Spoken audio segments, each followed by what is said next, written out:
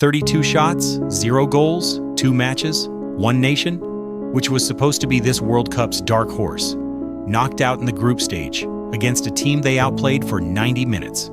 Turkey versus Paraguay marked an early exit for the Turkish team from the FIFA World Cup 2026. Paraguay was a side ranked 41st in the world, the lowest-ranked team in their entire group. They lost their first match to the USA 4-1, but they defeated a team that was likely to top that group.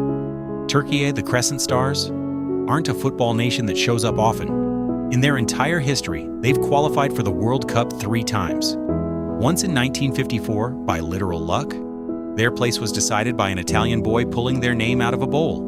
Once in 2002, when they shocked the world and finished 3rd, their greatest achievement in football history. And then 24 years of missing out. 24 years of close calls and failed qualifications. So when Turkey finally returned to the World Cup stage in 2026, it was supposed to be a statement.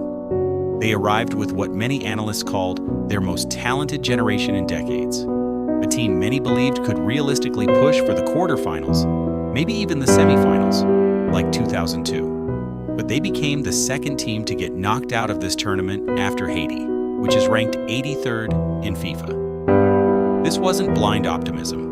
Between 2023 and 2026 under coach Vincenzo Montella, Türkiye actually delivered. They reached the quarterfinals of Euro 2024. They played attacking, exciting football, and the squad list backed it up. Arda Güler, one of European football's brightest young midfielders, a Real Madrid starter at just 21. Kenan Yıldız, a rising Juventus star with the kind of finishing instinct clubs build attacks around. Hakan Çalhanoğlu, the experienced captain and playmaker, Inter Milan's metronome. Going into the tournament, Turkey sat around 22nd in the FIFA World Rankings. Not a favorite, but a genuine dark horse. A team that could beat anyone on a good day. But there were cracks underneath the hype. Inconsistency. A 6-0 demolition by Spain during qualifying. No real world-class finisher. And a pattern of mental fragility in the moments that actually decide tournaments. Every one of those weaknesses showed up in these last 2 matches. Game 1, Türkiye versus Australia. Türkiye dominated by creating chance after chance, but they ran straight into a wall. Australian goalkeeper Patrick Beach having the game of his life, and an Australian defense that simply refused to break. Despite winning it on paper, Turkey couldn't score a goal and lost their opening match. The first crack in the dark horse narrative, and it cost them.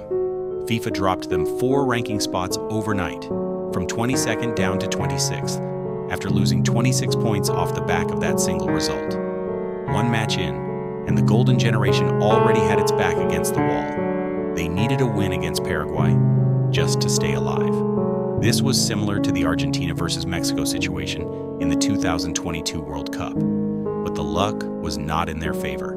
As 64 seconds in, Paraguay scored the fastest goal in the world. Paraguay needed this. They'd just been embarrassed 4-1 by the United States in their opener. This was desperation football, and it worked in under 2 minutes. Then it got stranger. Right before halftime, Paraguay's captain Miguel Almiron got into it with Turkish defender Mert Muldur and covered his mouth while talking. VAR stepped in. Red card. And this wasn't just any red card. It was the first enforcement of FIFA's new concealed speech rule at a World Cup. Cover your mouth in a confrontation. Officials can now send you off if they believe something discriminatory was said. So Paraguay, already up 1-0, goes down to 10 men with 45 minutes still to play. This is the moment everyone expected the comeback. Turkey, a man advantage, a golden generation, a must-win game. What actually happened was one of the most stubborn defensive performances you'll see in this tournament. Paraguay's 10 men blocked, scrambled, and threw their bodies in front of everything. Turkey finished the match with 79% possession and 32 shots on goal. None of them went in. Turkey's manager Vincenzo Montella summed it up best after the match. "I'm sad, but I'm also very proud of my players. They gave everything right up until the final whistle. That's what football is like." That's a nice quote. It's also an admission. Effort and dominance mean nothing if you can't finish. Let's be honest about what this elimination actually exposes, because bad luck doesn't explain 2 games of total chance dominance ending in 0 goals. This was the exact weakness analysts flagged before the tournament even started. No world-class striker. A team that can move the ball beautifully through midfield with Güler and Çalhanoğlu, but has nobody clinical enough at the end of the move to finish it. Against organized low-block defenses, Australia's, then Paraguay's 10 men. That flaw isn't a footnote. It's the entire story. And there's a brutal irony here. Paraguay was ranked 41st in the world, dead last in their own group.